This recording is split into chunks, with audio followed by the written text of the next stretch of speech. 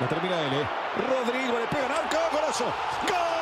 Yo mes amis, j'espère que vous allez bien. On se retrouve aujourd'hui pour l'actualité sportive. Monsieur Rodrigo, après le match de malade mental qui nous a sorti hier, il a décidé de prendre la parole concernant les rumeurs qui disent qu'il risquerait de quitter le Real Madrid suite à l'arrivée de Kylian Mbappé. Le gars, il a fait sa déclaration et franchement, j'ai été surpris par ses déclarations. Je ne m'y attendais pas. Cependant, les amis, comme d'habitude, avant de parler de ce dossier, nous allons faire un tour sur les grosses news du côté du FC Barcelone et du côté du Real Madrid. Et ensuite, nous parlerons de cette déclaration de Monsieur Rodrigo, de la bombe que M. Kylian Mbappé a lâché sur Instagram. Parce que oui, Kylian Mbappé aussi a décidé de mettre un mystère autour de lui. Il a décidé de faire un post. Franchement, vous allez voir. Donc les amis, sans plus tarder, on commence avec les news du Barça. Il y a de cela quelques semaines, les amis, nous avons découvert l'existence d'un nouveau crack sénégalais qui s'appelle Mikayil Faye. Apparemment, c'est un défenseur qui joue au FC Barcelone B. Voilà, le gars pour son premier match avec le Sénégal, la dernière fois, il a claqué un missile. Il a marqué du milieu. En tant que défenseur, ce genre de truc-là est impossible. À part sur FIFA, le poteau, il t'a lâché ça normal. Il a marqué l'un des plus beaux buts de l'année pour son premier match avec le Sénégal. Et comme si ça ne suffisait pas, le gars, il a renouvelé. Là, il vient encore de marquer un coup franc sensationnel avec l'équipe B du FC Barcelone. Franchement, les gars, au bout d'un moment, les Sénégalais, dites-moi, c'est un défenseur ou un attaquant? Parce que dites-vous que le gars, lors des 7 dernières rencontres qu'il a jouées, le mec, il a marqué 5 buts. 5 buts, c'est bon? Franchement, au bout d'un moment, c'est quoi ces jeunes joueurs actuels là? Surtout au Barça là, moi je comprends pas ce qu'il y a là-bas. Je comprends pas. Cubarsi, c'est pareil. Voilà, là maintenant, on a ce faille là. Chaque jour, chaque fois qu'il joue, il faut qu'il fasse quelque chose d'impressionnant. On a compris que tu es impressionnant. Au bout d'un moment, ça suffit. Donc là, il est dit que le FC Barcelone a deux options avec Mikayil Faye. L'intégrer dans l'équipe première de la saison prochaine, c'est-à-dire l'équipe A du FC Barcelone. Donc voilà, la deuxième option, c'est le vendre à une équipe de Ligue 1 ou Liga. Toujours avec le FC Barcelone, les amis, j'ai comme l'impression que les supporters du FC Barcelone, ils ont commencé à reprendre confiance. Voilà, parce que bon, on est tous d'accord pour dire qu'il y a un an, les supporters du Barça, ils avaient perdu un peu la notion de vanner. Ils ne savaient plus comment se moquer des gens, tellement ils étaient nuls. Voilà, parce qu'eux-mêmes, ils savaient que se moquer de quelqu'un, c'était même se moquer d'eux-mêmes. Tellement ils étaient éclatés, parce qu'ils enchaînaient tellement les Ligues Europa que là, franchement, ils ne pouvaient pas se le permettre. Maintenant que là, ils ont fait un petit bon parcours en Ligue des Champions, là, ils commencent à avoir le melon. Voilà, là, ils commencent déjà à clasher le Paris Saint-Germain. Lors de leur dernier match face à Las Palmas, ils se sont permis de chanter un chant où ils insultaient le Paris Saint-Germain en disant P-U-T-A. Vous savez déjà comment lire. Voilà. Ils ne sont pas limités à là, les amis. Après le chant, il y avait même une banderole. Voilà. Où il y avait bien marqué clair et net. Regardez-moi la banderole, je vous la mets. Là, je sens que eux, ils ont ouvert déjà les hostilités. Les supporters, ils sont déjà prêts. Ils sont déjà bouillants. Franchement, j'ai envie de voir qui va gagner ce match. En tout cas, si le Paris Saint-Germain gagne, on enchante. Kylian Mbappé, je sais que toi, tu vas relever le défi. On compte sur toi. Montre-leur qui t'es. En tout cas, si tu viens au Real Madrid, tu as intérêt à leur montrer voilà ce que tu vas leur faire la saison prochaine. Donne-leur un avant-goût. Du côté de Robert Lewandowski, les amis, il est dit qu'un club saoudien offre à Robert Lewandowski plus de 100 millions par saison. Mais le poteau, il a refusé. Il dit qu'il veut continuer avec le FC Barcelone. Robert, je comprends pas. 100 millions par saison, je comprends pas. Qu'est-ce que tu veux continuer? Qu'est-ce que tu veux chercher? Oh, laisse la place à Victor Roque au bout d'un moment. Les gars, les Barcelonais, là, si vous m'écoutez, Laporta, s'il te plaît, laisse la place à Victor Roque. Le gars, j'ai comme l'impression qu'il joue encore au Brésil. Et pourtant, il est arrivé au Barça il y a longtemps. Hein? J'ai comme l'impression qu'il joue encore au Brésil. Et pourtant, non. Robert Lewandowski ne veut pas lâcher la... Dites-lui d'aller chercher de l'argent un peu, comme Cristiano Ronaldo. Et en ce qui concerne le jeune Hector Fort du FC Barcelone, le FC Barcelone a rejeté une offre de 35 millions d'euros. Bon, en même temps, c'est normal. Hector Fort, le côté vient de commencer, vous voulez déjà l'acheter. Calmez-vous. Calmez-vous, vous voyez ce que la Masia a fait aux gens. Voilà, la Masia, ils sont en train de matrixer tout le monde. Donc, dès que les pépites sortent de là-bas, les clubs là, ils sont là, ils attendent, voilà. Ils attendent même pas que le gars mûrisse, qu'il fasse 2-3 matchs. Non, non, ils veulent direct l'acheter parce qu'ils savent le poulet qui sort là-bas. Même moi qui suis madrilène, j'aime. Mais les gars, croyez-moi, il y a une pépite, il y a un génie, il y a un extraterrestre qui vient de naître au Real Madrid. On va en parler, vous allez le voir. C'est Lionel Messi. Mais quand Lionel Messi était petit là, c'était la même façon de jouer, vous allez voir. Ensuite là, Laporta rencontrera Xavi après le Classico pour tenter de le convaincre de rester. Laporta, calme-toi. Je pense qu'après le Classico, tu ne vas pas vouloir garder Xavi. Crois-moi.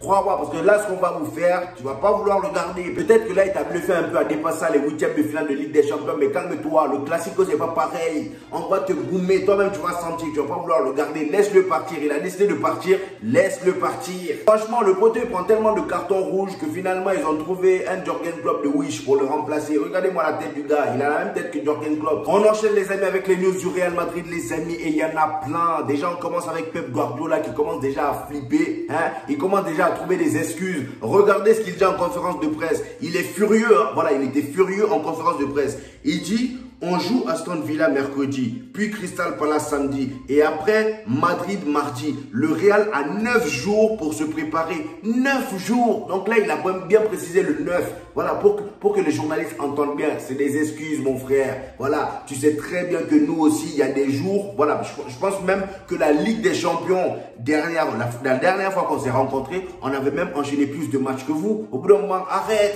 Là, c'est des excuses parce que tu sens qu'on va te fouetter. Et comme je vous le disais, les amis, du côté du Real Madrid, le centre de formation du Real Madrid, pour une fois, les amis, je ne sais pas qui est ce petit, mais regardez-moi un peu la fluidité des gestes. Regardez-moi un peu l'aisance balle au pied. Mais qui est ce gosse? On dirait Lionel Messi, carrément, le petit. Là j'ai même... Oh là là, quel poulet. Lui, ça se voit, franchement, on prend bien soin de lui. Lui, il pourra devenir quelqu'un à l'avenir. Ça se voit que c'est une légende qui grandit là. Et ça, c'est de quel côté? C'est pas la Masia là. Là, c'est le Real Madrid. C'est du côté du Real Madrid. Pour une fois, les amis, franchement, pour une fois, j'espère que le Real Madrid va bien prendre soin de ça. En tout cas, bon, lui, il a la chance. Au moment où il va grandir un peu, la Carlo Ancelotti ne sera plus là pour le mettre au banc comme Arda Güler. Je dis ça, je dis rien. On continue. Dani Ceballos, bon, là, on a une bonne nouvelle, enfin. Voilà. Dani Ceballos pense à quitter le Real Madrid. C'est pas trop tôt, Dani. Dani, c'est pas trop tôt. Toi, on t'avait demandé de quitter depuis longtemps, mais bon, tu t'es entêté à rester, hein, tu nous as fait chier. À cause de toi, la plupart du temps, Arda Güler, il était sur le banc, mais au moins là, on te voit même plus trop. C'est bien, c'est mieux comme ça. Commence à te trouver d'autres clubs, ça ira. Les amis, on continue avec Jude Bellingham qui a sorti un gros match hier, voilà, face à Bilbao. Encore une fois, le gars, il t'a fait une passe décisive. Même si là, il n'est plus meilleur buteur parce qu'il a été déclassé, hein, c'est plus le meilleur buteur de Liga. Il a été dépassé par un certain joueur, là, je sais plus comment il s'appelle. Mais en tout cas, là, on a ses stats. Donc, il est à 20 buts cette saison et 10 passes décisives. Franchement, c'est incroyable, hein, ces stats-là. Pour un milieu, les amis, c'est juste monstrueux. Et voilà, les amis, là, on va enchaîner avec Rodrigo, la déclaration de Rodrigo en fin de match, les amis, ce que tout le monde attend.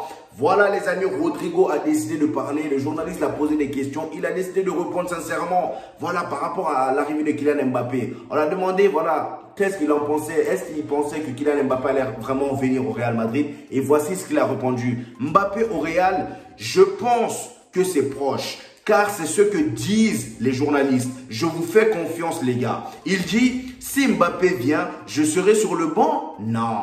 Ce sera un bon casse-tête pour le coach. En gros, d'après lui, voilà, si Mbappé vient, il ne sera pas sur le banc. Ça sera juste un casse-tête pour Carlo Ancelotti. Et ce sera juste à Carlo Ancelotti de faire ses choix. Mais en tout cas, Carlo Ancelotti, j'ai envie de voir comment tu vas te débrouiller avec Kylian Mbappé, hein, Vinicius, Rodrigo. Tous les trois avec un poste de prédilection qui est le côté gauche. J'ai envie de voir. Et aujourd'hui, encore une fois, on a vu comment Rodrigo était bouillant sur le côté gauche. Il a fermé des bouches à chaque fois qu'il joue sur le côté gauche. Vous avez beau le critiquer pendant des mois. Il reprend son vrai poste. Même pas 5 minutes, il te ferme ta bouche. Aujourd'hui, le poteau, il est passé à gauche. Il t'a mis un doublé.